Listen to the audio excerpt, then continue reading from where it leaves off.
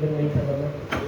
گزارش کروں گا جناب نوید صادق صاحب سے کہ وہ آئے اور یہ کتاب چونکہ ان کے سامنے پڑھی بڑی ہے تو اس حوالے سے وہ جو ہے بہتر اور خوبصورت گفتگو جو ہے وہ اس کو فرما سکتے ہیں. تو پرتعلم استقبال کیجیے جناب نوید صادق صاحب.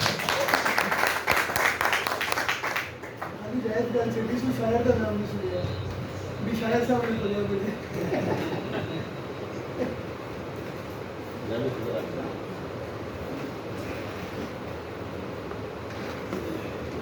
سیدھی سچی بات کروں تو اکمل حنیف کی شاعری مغایرت سے لبریز عہد موجود میں ایک ایسے انسان کے سچے جذبات کی ترجمانی ہے جو انسانی رشتوں کی اہمیت سے بخوبی آگاہ ہے، اور اس سے کہیں بڑھ کر یہ کہ وہ دوسروں کو ان رشتوں کی اہمیت اور تقدس کا احساس دلانا جانتا ہے.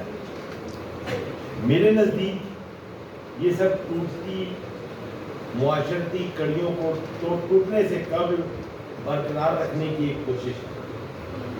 یہ کوشش میرے نزدیک ہی کو ایسے تمام افراد کے نزدیک آسن خیر کی ہے جو اپنی اعلیٰ معاشرتی اقدار سے محبت رکھتے ہیں.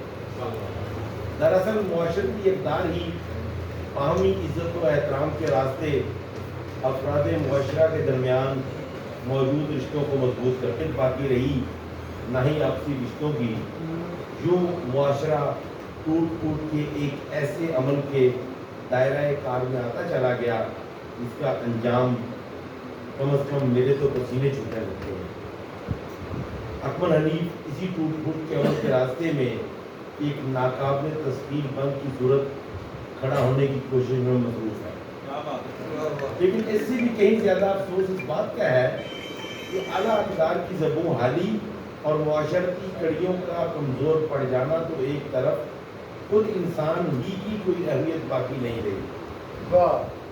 اور اس سے بڑا المیہ یہ ہے کہ انسان کی یہ بے بکتی خود انسان ہی کے ہاتھوں سر انجام پا رہی ہے. اگر اس سارے میں کوئی خیر کا عمل کیا جا سکتا ہے یا کرنے کی کوشش کرنا چاہیے تو وہ صرف اسی صورت ممکن ہے کہ اول تو معاشرتی اقدار کی پاسداری کی جائے، فرد کو اس کا جو مقام بنتا ہے واپس دلایا جائے، کیونکہ معاشرہ افراد کے اجتماع کا نام ہے. اور اگر فرد بے وقت ہو جاتا ہے تو پھر معاشرے کو تو خدا حافظ ہی کہنا پڑتا ہے. سیدھی سچی بات ہے کہ وہ افراد جو اپنے تئیں یہ طے کر بیٹھتے ہیں کہ جو خرابی کسی عمل میں در آئی ہے اس کا کوئی تدارک ممکن نہیں، وہ کچھ کرنے کی صلاحیت تو ایک طرف درست معانی میں ہوش و حواس کھو بیٹھتے ہیں، فہم و فکر سے عاری ہو جاتی ہیں. ایسے میں وہ افراد معاشرہ اہمیت دیے جانے کے لائق رہتے ہیں جن کا حوصلہ، جن کی جرت ان سے دور نہیں ہو پاتے. اکمل حنیف کی شخصیت کے دو پہلو یہاں کھل کر سامنے آتے ہیں. اول یہ کہ وہ جہاں تک میں انہیں سمجھ سکا ہوں ہمت ہارنے والے انسان نہیں.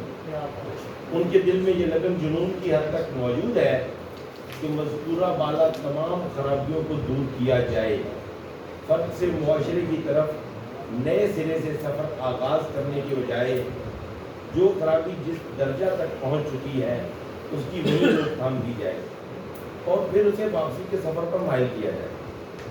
لیکن تاریخ گواہ ہے کہ یہ سب اس وقت تک ممکن نہیں ہو پاتا جب تک افراد معاشرہ کی کثیر تعداد اپنی ذمہ داریوں کا احساس نہ کرے. ہر فرد اپنے اپنے مقام پر اپنی غلطی کو تسلیم کرے اور اس کے تدارک کے لیے عملی اقدام اٹھائے. اشعار دیکھیے، دل زمانے میں ماں کے پہلو میں جا کے بیٹھ گئے،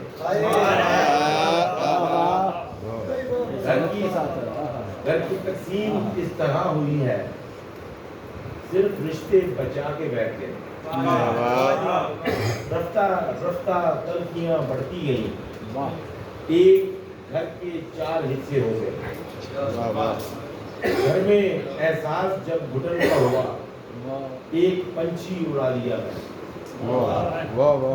سہولت دو مجھے دیوار کی تم मैं अपने गम सुनाना चाहता हूँ। क्या बात है। भूल जाता हूँ मसाइल मैं ज़माने के सभी, एक गनीमत है मेरे दोस्त पुराने वाले। याद आई है रफ्तगां की मुझे, अपनी आंखों से बह रहा हूँ मैं। ये और बात कहीं कहीं यूं ही हल्के फुल्के गिले शिकवे भी उनकी शायरी में अपनी जगह पर आते दिखाई देते हैं, लेकिन ऐसे अशार में भी ज़हनी सतह पर एक ख्वाहिश यकताई अपना काम करती नजर आती है। यही वो बुनियादी जज्बा है जो अकमल हनीफ की शायरी में जहाँ तहाँ अपने जलवे दिखाता मिलता है। अपने साए से जब हुई वहशत हम दिए को बुझा के बैठ गए, और फिर जब सब कुछ इख्तियार से बाहर दिखाई देता है और खामोशी के सिवा कोई रास्ता दिखाई नहीं देता, तो होंठों पे दुआएं लिए बरसात की हम लोग, होंठों पे दुआएं लिए बरसात की हम लोग, आंखों में छुपाए हुए बरसात खड़े हैं। एक अजियत है ये खामोशी भी, इसलिए रोज चीखता हूँ मैं। शायद यही वो रद्द-ए-अमल है जो एक बेबस दे सकता है। अकमल हनीफ ने अपने मजमुआ का नाम रद्द-ए-अमल क्यों रखा, इसके बारे में कोई तखमीना लगाना मेरे बस की बात नहीं, लेकिन इतना ज़रूर समझ पाया हूँ कि इस दौर के रद्द-ए-अमल की सूरतें उनके यहाँ जगह जगह नजर आती हैं। मौलाना शिबली नौमानी लिखते हैं, शायरी तन्हा नशीनी और मुताले नफ्स का नतीजा है। अगर एक शख्स के अंदरूनी एहसासात तेज़ और मुश्ताइल हैं तो वो शायर हो सकता है। मुताले नफ्स के बारे में फ़िलहाल हतमी तौर पर कुछ कहना कबल अज़ वक्त होगा, लेकिन अकमल हनीफ के अंदरूनी एहसासात तेज़ भी हैं और मुश्ताइल भी, और वो यूं कि उनके यहाँ कोई सा भी मामला दरपेश हो, मेरा दावा दुरुस्त साबित होता नजर आएगा। उनकी पसंद नापसंद हर जगह शिद्दत से अपने जलवे दिखाती है। मुआशरा के कमज़ोर अफराद के लिए उनके दिल में हमदर्दी का जज्बा फराहम है, और इन मामलात में वो शम्मे उम्मीद को मद्दम नहीं पड़ने देते। जालिम के लिए उनकी नफरत ना सिर्फ दीदनी है, बल्कि वो जालिम के लिए बावर कराते भी मिलते हैं कि जब दिन बदलेंगे तो सोचो क्या होगा। ऐसे खैरात की तस्वीर बनाने वाले कोई कासे में अनार डाल के लाया हुआ है। देखिए, दुख दूसरों को खुश होना फलसफे हैं अजीब लोगों के। छोड़ जाएंगी चरागों को यूं ही जलते हुए, शहर में ऐसी हवाओं की तवक्को मत रख। ऐसे शख्स को मोहब्बत का पैकर ना कहा जाए तो और क्या कहा। कहीं ये मोहब्बत माँ बाप से मोहब्बत है, तो कहीं बहन भाइयों बीवी बच्चों से। हैरानी परेशानी की बात यूँ नहीं, ये सारे में महबूबा भी मौजूद है, लेकिन सरे दस्त मैं इस मौजू से आंख बचाकर खुद को आगे के सफर पर माइल करने की कोशिश में हूँ।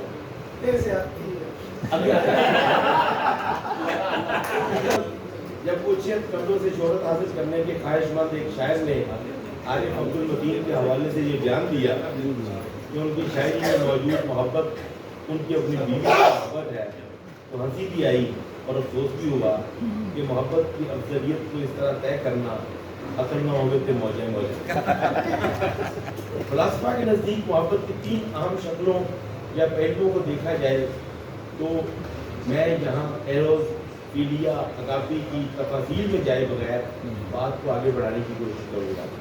उसकी बुनियादी वजह यह है कि फिल वक्त अकमल हनीफ की शायरी में इस फलसफे मोहब्बत के एक पहलू को दूसरे या तीसरे पर गालिब साबित करना मुनासिब नहीं होगा, क्योंकि अभी ये सफर जारी है। वक्त मुशाहिदा, तजुर्बात, बुनियादी इंसानी जबिल्लतें और बादअज़ा इन जबिल्लतों की नशोनुमा रास्तों का तयन करते हैं। अकमल हनीफ की शायरी में मोहब्बत एक बुनियादी वस्फ के तौर पर सामने आती है, और यही वो जज्बा है जिससे उनकी ज़िंदगी और शायरी का सफ़र आगे बढ़ता नजर आता है। इस मोहब्बत में जगह जगह रिफ्लेक्टिव नॉस्टैल्जिया की कारफरमाई उनके कारी पर उनके माजी से आशनाई के दर बा करती है। اور وہ محبوبہ بھی جسے میں پیچھے چھوڑ آیا تھا، اور وہ محبوبہ بھی جسے میں پیچھے چھوڑ آیا تھا اپنی جھلکیاں دکھاتی ملتی ہے. جو میں بجا طور پر کہہ سکتا ہوں کہ اکمل حنیف کی شاعری محبت کے جملہ پہلوؤں کو محیط ہے. ویسے آپس کی بات ہے کہ یہ ایک مکمل اور اقدار پر راسخ ایمان کا حامل ہونے کی بہت بڑی بلکہ سب سے بڑی نشانی ہے اور دنیا کی سب سے طاقتور سچائی ہے. چند اشعار دیکھیے. شامیں اداس ہیں میری، دن بھی اداس ہیں، موسم کسی کے ہجر کا دل میں ٹھہر گیا. اپنے بارے میں غور کرنے کو دستیاب ایک پل نہیں ہوتا. اپنے بارے میں غور کرنے کو دستیاب ایک پل نہیں ہوتا. سامنے جب بھی کوئی اس کی نشانی آئی، ریتہ چشم کے پانی میں روانی آئی. عشق پہلا ہی آخری ہوگا، دوسرا تیسرا نہیں کرنا.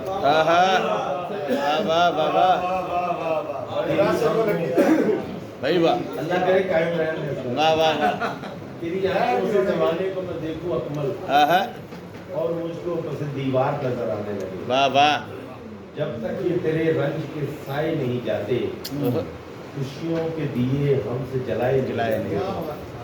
کل شب کسی کی یاد میں رویا میں اس قدر، پھر مجھ سے کوئی خواب میں آ کر لپٹ گیا. رت جگہ رائے گا نہیں جاتی، رات بھر چاند دیکھتا ہے مجھے. اکمل حنیف کا شعری سفر پوری آب و تاب سے جاری ہے. ان کے ہاں شعری وقوع دیکھنے لائق ہے. ان کے اشعار تاریخوں کی طرف مائل کرتے ہیں، اور مجھے پورا یقین ہے کہ گزرتے وقت کے ساتھ ان کے تجربات و مشاہدات میں وسعت آئے گی. ان کی شعری عقائد مزید پختگی کے حامل ہوں گے. اپنے قاری سے ان کا رشتہ مزید مضبوط ہوگا. شکریہ.